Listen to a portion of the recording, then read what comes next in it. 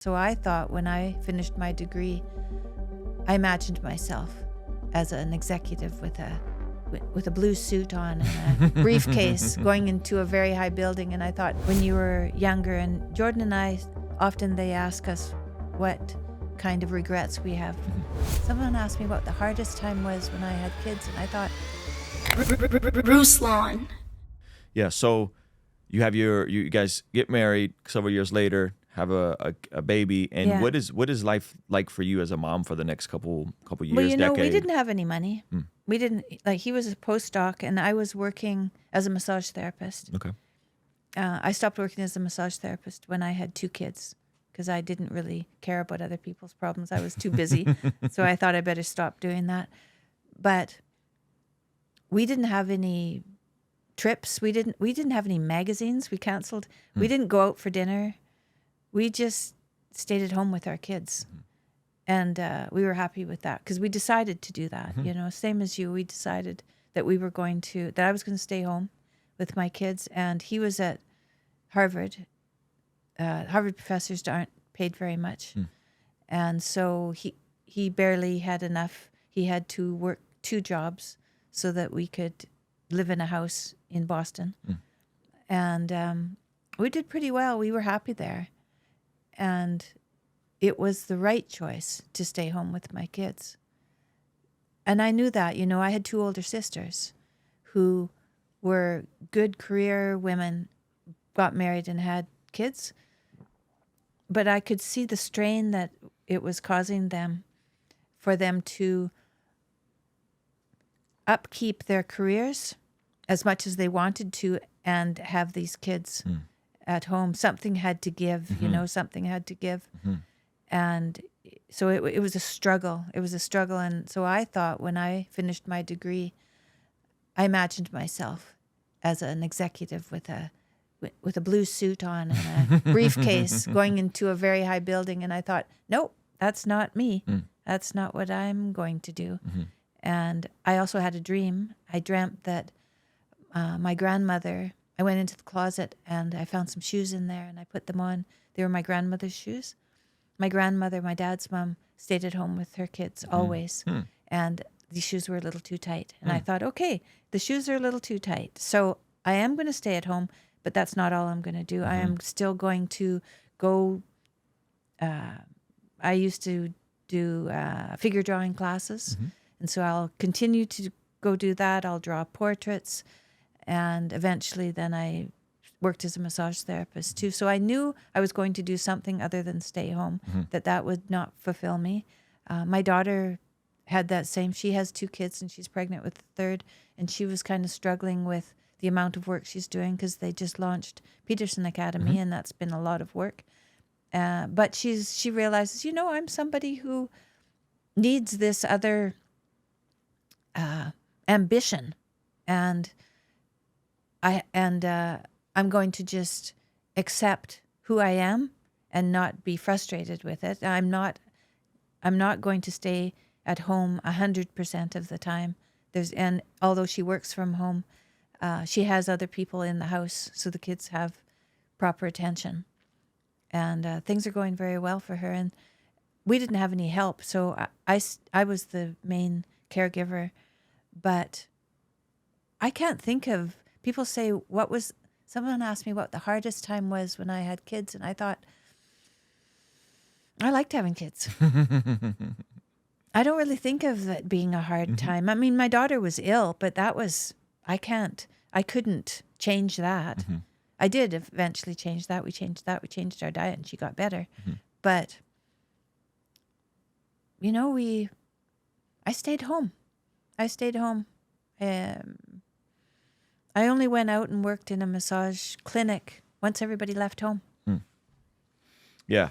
What would you say? So I talk to a lot of young men, and a lot of what I encourage young men, and based on the data, and I would say based on what I would say is pretty obvious biology, whether a woman is super gifted entrepreneurially and is more of just anomaly in that regard.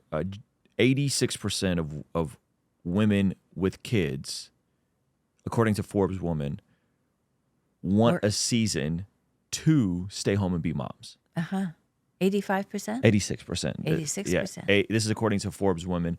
And 1/3 of those women will become resentful towards their partner if they don't get that opportunity to be stay-at-home moms for a season. Right. Right, which is that's a pretty crazy statistic. Yes.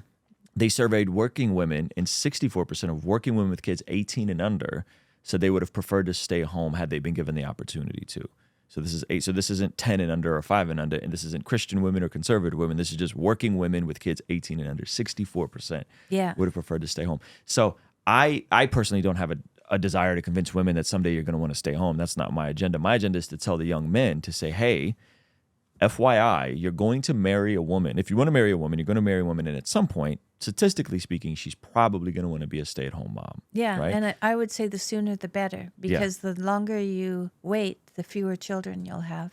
And once you have a child, you're a parent. Yeah. If you have 2 children, you're a parent. If you have 3 children, you're a parent. So it's the first child. So if you wait till you're 35 to have a baby and you have 1 child, that's kind of a shame, because you could have been younger and been a parent when you were younger. And Jordan and I, often they ask us what kind of regrets we have that we didn't get married younger, that we didn't start having children younger. That would be a regret. But, I mean, we have 2 wonderful children, and I have 4 grandchildren and 2 on the way. Congrats. Yeah. That's amazing. Lots of people. Yeah. Yeah. We talk about this, and the pushback I get is from men that go, well, you don't understand the economy. You don't understand inflation. You know what? How am I have read that doesn't, and I don't know the statistics, but the more a couple makes, it does not make it more likely that they'll have kids. So interesting. It isn't about the money. It definitely isn't. It's about sacrifice. It's about sacrifice. I was talking about sacrifice the other day. It's about sacrifice. And community is about sacrifice, because you choose these people over those people. You choose this endeavor over all the other endeavors. That's sacrifice. You choose one woman or one man, that's sacrifice. So it's all about sacrifice. So that's what it's about. And so if you know that it's about sacrifice, then you have to see, what do you want to sacrifice? What do you want to offer? Yeah, that's good. And I would say I would agree with you in that I don't have a ton of regrets, but one of the things is I wish we would have had kids sooner. We probably wouldn't have the same 2 kids, right? Just like the luck of the draw, right? Yeah. But we waited 6 years to have Levi, and I'm like, my kids are the best. Like, I wish we would have. We would have that's right. had kids earlier. And the narrative is that you have to make enough money, and that the woman is in no rush. But that's not. It's just not true. You know, if you wait till you're 30, already the chances of having children has gone down considerably. So it's better to have children when you're 25. I would say is good. My son got married, and when I was ill, he was by my bedside. I didn't know if I was going to live or not, and I thought, what do I want to tell my son if I only tell him one more thing?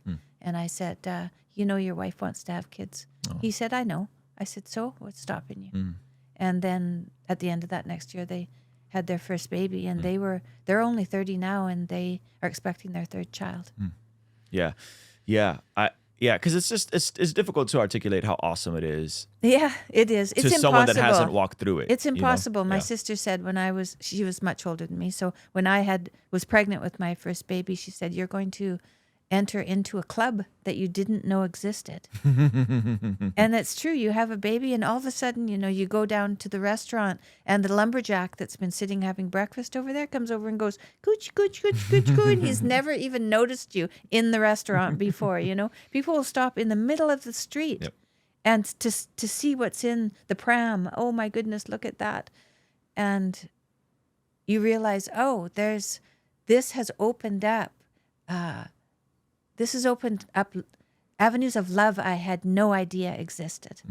Really, that's what having babies is like. Yeah, I love that. And I love that you said that, you know, women don't have to choose this binary between doing something that brings them some form of dignity and within work or not. You know, my wife runs our books for everything we do here. She leads the children's choir. I mean, she's designed our prayer journals. She works, and just what she does as a mom is work, you know? So I think, there's a lot of like false binaries that society has kind of fed on women. And so I'm grateful that you are speaking about this sort of stuff. And I think it's so important and needed in this climate, because it just like, I don't have any desire to speak about it, nor do I think I'm the right messenger. But when I heard you, I was like, oh, like this is it. This is so good. And I think more men and women need to hear this, or just even as simple as what you said now. Like, it's about sacrifice. Like, we all get to make decisions, you know, and people want it all right now. People want everything. They want the high paying career, they want the hot spouse, and they want no problems and no trouble, and life to be comfortable and easy. I say it's not what you want. It's not what you want. It's how effective you can be for the people you love. That's what life's about. Good. I saw the We Who Wrestle with God tour. Is this a continuation of that, or is this different? No, it's the same. The book only came out in November. Yeah. And so we traveled for 5 months before the book came out. And now we're traveling till April in North America. Okay. And then to get tickets, we'll link it below.